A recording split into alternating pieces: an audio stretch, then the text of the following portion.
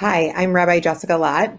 Today, we're going to be having a conversation about the deep and growing divide in the American Jewish community over whether and how to support Israel and how to react to the sort of right-leaning tack of Israel.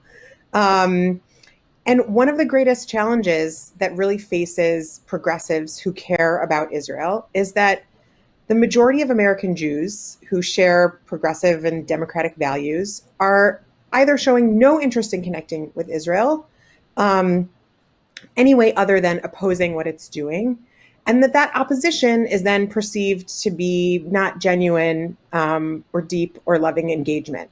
And this is particularly true of younger and non-Orthodox Jewish Americans. So I'm really delighted to be able to have a conversation between a few exceptional people today.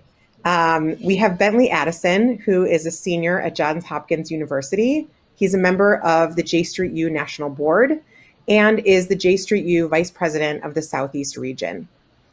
Rabbi Sharon Brous is joining us from Los Angeles. She's the senior and founding rabbi of IKAR. And Rabbi Brous is a leading voice in reanimating religious life in America, working to develop a spiritual roadmap for soulful, multi-faith justice work in Los Angeles and around the country. And Dr. Yehuda Kurtzer is the president of the Shalom Hartman Institute of North America. Yehuda is a leading thinker and author on the meaning of Israel to American Jews, on Jewish history and Jewish memory, and on questions of leadership and change in American Jewish life. And you can read more about all of us under the speaker tab on the conference website.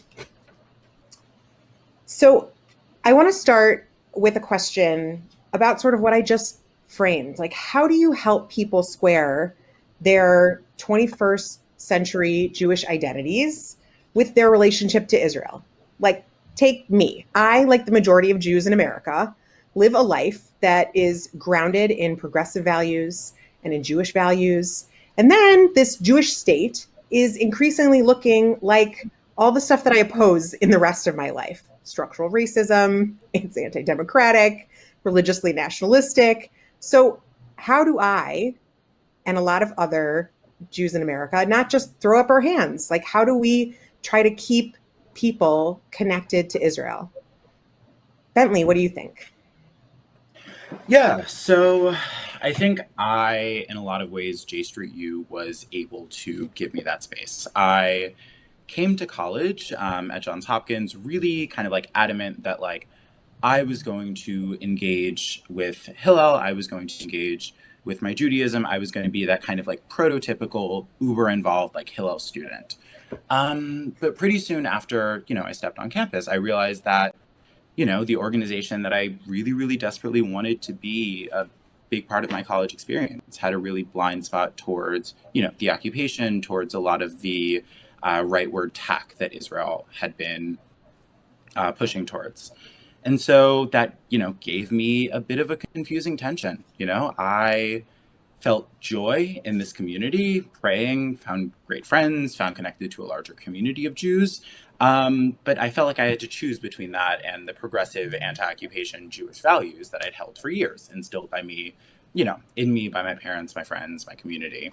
And I think J Street U like really offered me a way to maintain my involvement in a community I really valued, allowed me to engage with Israel in a way that wasn't just kind of blindly or blindly supporting it without qualification. And it allowed me to have a space where I could engage with my Jewish community, fight to end the occupation, and fight the injustices that were happening. And so I think, to people that are feeling that tension, I would say that that tension is real. And I think seeking out opportunities to take action and to push our institutions, to push the government, to push the American government towards justice, towards peace, has been a really beneficial way for me to square that tension. Thanks, Bentley. Sharon, what do you think?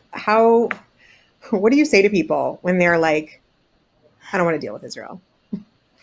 Yeah, I hear it. I understand it. I mean, to be blunt, we really can't square our Jewish values with the current policies of the government of the Jewish state. And ultimately, things really are out of sync. And I think fundamentally irreconcilable, which leaves us with a couple of options. I mean, we can pretend that what's happening isn't actually happening.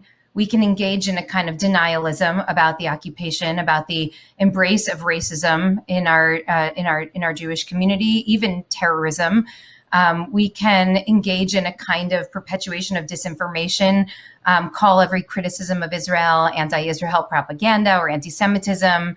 And this has been the path that so many people have chosen in the American Jewish community for so many decades, this kind of approach of contortion and distortion.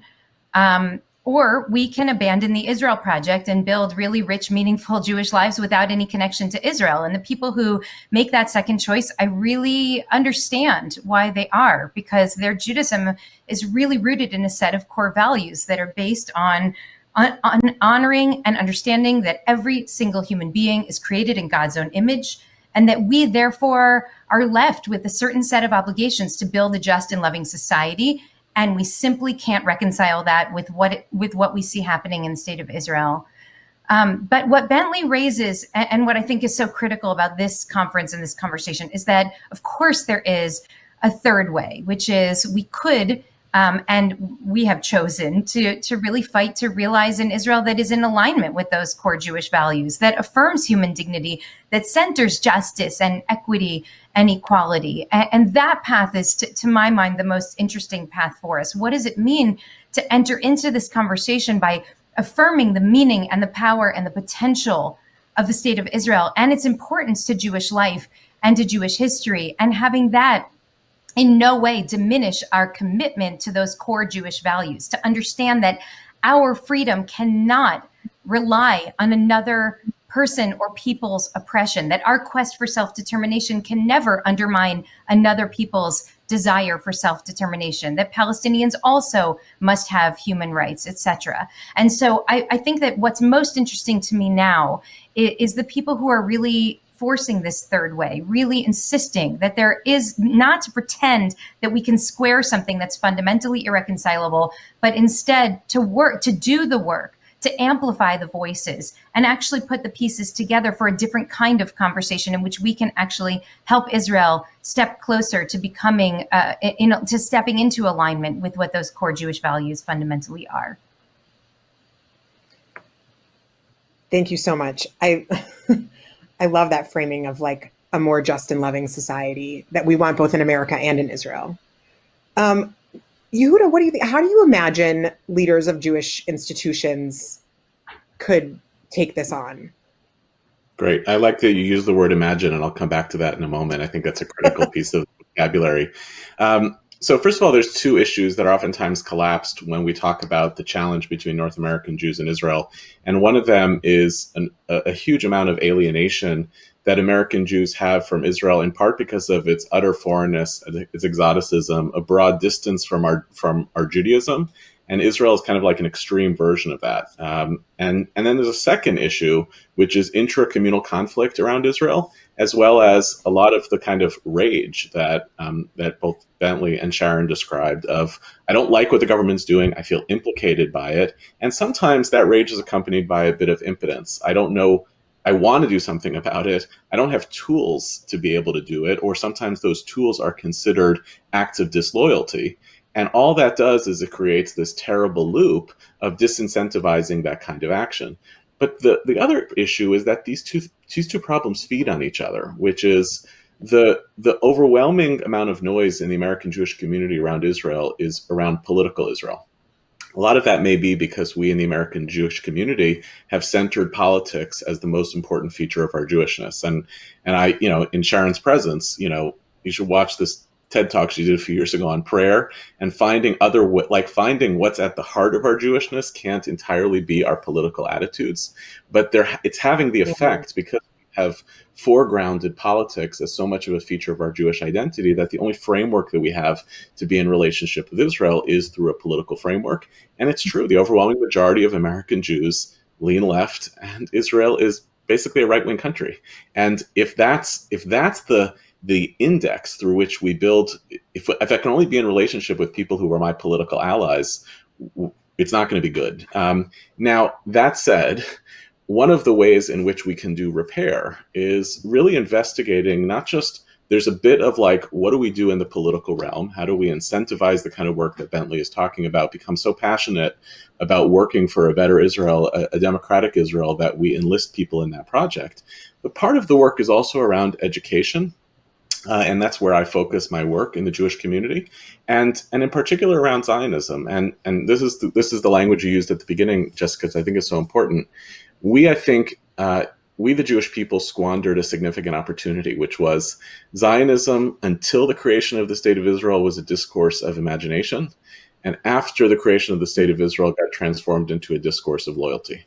And the project needs the Jewish people in its entirety, in its totality. We need the complex viewpoints of diaspora Jews. The State of Israel has always needed it.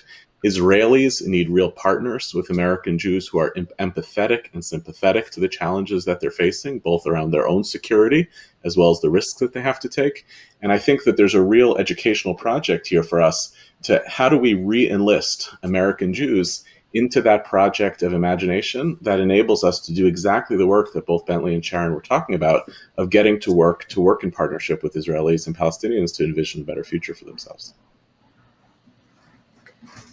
I'm really curious about that framing of sort of like an empathetic critique. And you can correct me if I'm wrong. That's sort of, I think, in some ways what you're suggesting, that there's a difference between, for a long time, we were like, stand with Israel, no matter what. And there's an element of, I think, what you're suggesting that says there is a little bit of stand with Israel, no matter what. And also there's a way to offer deep, meaningful, loving, empathetic critique to enable to push Israel to sort of be what we imagine it might be. How do we do that? Like, like there are actual wrongs being committed. Politics are like a mess in Israel. And we can't just be like, oh, we're going to be like empathetically critical. Yeah. What do we do about that? Look, the bad version of this, and I think you're hinting at it, is telling people that they can't criticize until they show their love properly, and that's what we say in Hebrew, "Ein ladavar sof." There's no limit to that. Other people will test your loyalty in ways that you'll never demonstrate it appropriately. I don't want to go down that road. It causes people to do violence to one another. I think it's a dangerous idea. I think the bigger commitment is to demonstrate this. We know this as Americans, a good citizen, a patriot, is a critic of their country who works to its betterment and works to its repair. And that's what it's always meant to be a citizen and stakeholder of the Jewish people also.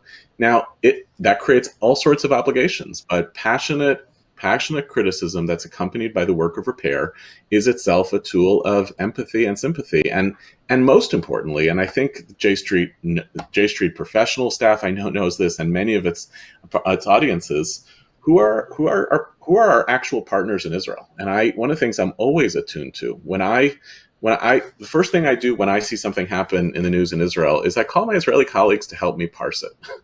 And I want to make sure that when I'm offering criticism or support in one way or another, I'm doing so in ways that echo with their own language and their own experience. If I'm not doing that, that's when you start to live in your own world where you're constructing your identity about Israel without it being a relationship to actual Israel. And that's what I want to make sure we don't lose track of. So that's where I think the human dimension of relationships can actually help thicken this.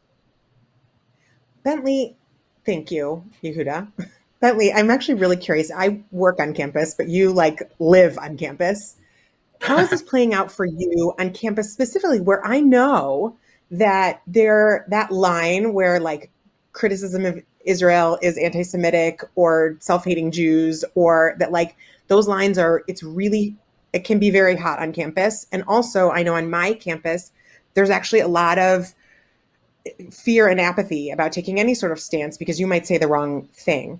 How do we move people out of paralyzing fear of thinking anything and into this empathetic critique based in real relationship that Yehuda is describing on campus? Yeah. No, that's definitely a really good question. Just a little challenge.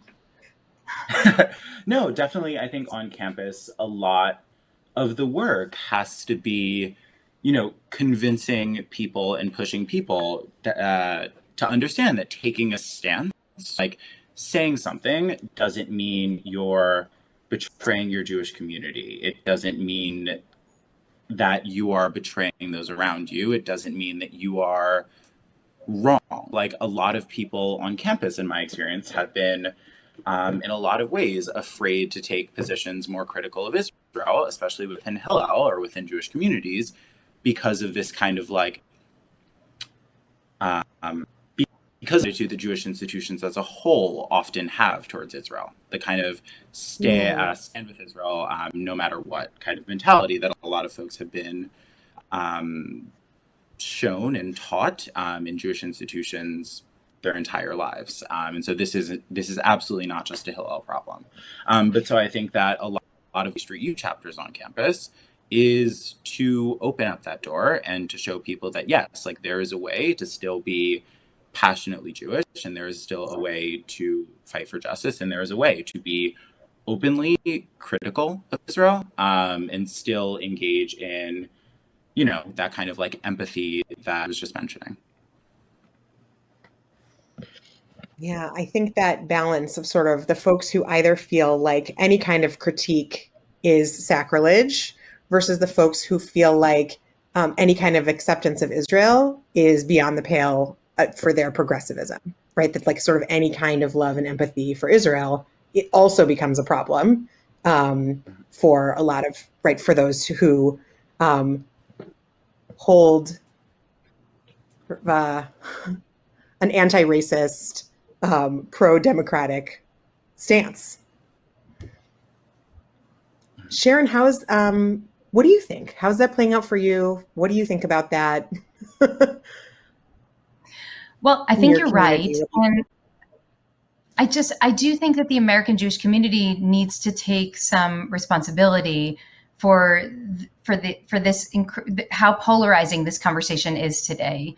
And it is in part because literally for decades now, we have been handed a script of what it's permissible to talk about in the American Jewish community with regards to Israel. And anybody who ventured outside that script was considered a radical or even a traitor. And as a result, that conversation became so narrow that now people understand when you're going to see an official American Jewish voice responding to something on Israel, it most likely will not be lifting up or affirming Palestinian human rights. And so now at this point, there's a kind of thin sliver of space that's left. And thankfully, people like Bentley who are on campus and others are trying to stretch the boundaries of that space a little bit. But we're in part responsible for the really dire situation that's happening here in the American Jewish community. And even more so, I believe, watching the election results in the latest election in Israel, that in many ways, the reality of what's going on in Israel right now is directly tied to the support, the silence, and the complicity of the American Jewish establishment. It makes me wonder what would be the reality in Israel today if every American Jewish organization had spent the last 50 years showing how much they love Israel by fighting for Israel to really be a democracy.